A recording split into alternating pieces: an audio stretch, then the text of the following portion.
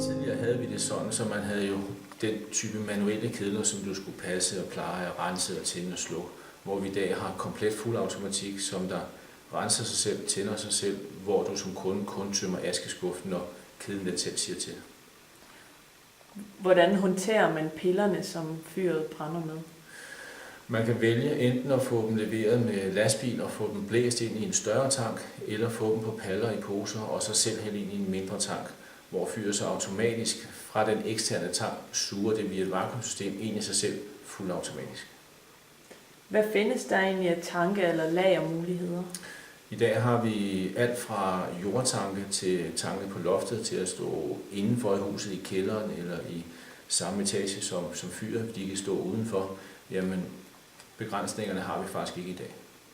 Er der så en grænse for, hvor stor afstand der skal være mellem tanken og ovnen? Vi har typisk omkring 20 meters garanteret sugeslange, hvor vi har sikker transport. Det kan forlænges med en kraftigere sugeturbine, så Hvilke længere kan nyheder kunne du tænke dig at præsentere her i dag? Jamen, i dag har vi jo nyheder, som tilhører sugesystemet, og der kan vi tage sådan en som den her. Og det er jo vores nyeste, en muldvarp, som går rundt inde i tanken af sig selv, hvor man typisk tidligere lavede en tank med kileformet bund. Der laver man så nu med en flad bund, så du får typisk en kapacitet på 30-40% mere på samme plads. Men hvor den her den så går rundt af sig selv og tømmer det helt ned til, der ligger meget få kilo tilbage.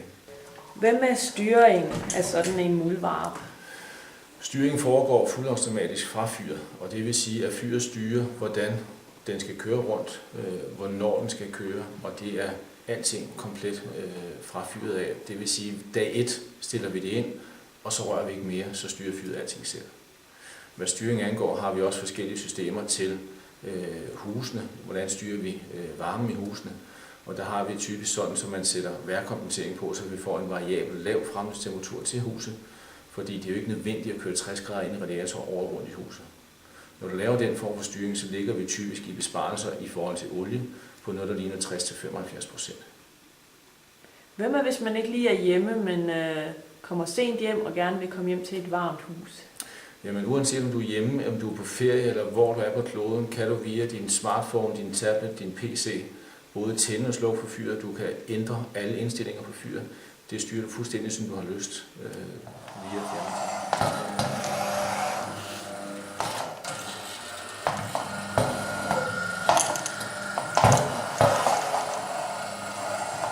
Kan du uddybe vedligeholdelsen, den automatiske vedligeholdelse af fyret? Ja. Fyret i sig selv renser sig selv hver 6. time. Det vil sige, at der er intet kunden skal ind og gøre, rense brandkammer eller konvektorrør eller noget som helst, som man skulle før i tiden. I dag der foregår det fuldautomatisk. Når kedlen den siger til, så tømmer man selve askeskuffen. Det er alt, hvad der er vedligeholdelse i dag.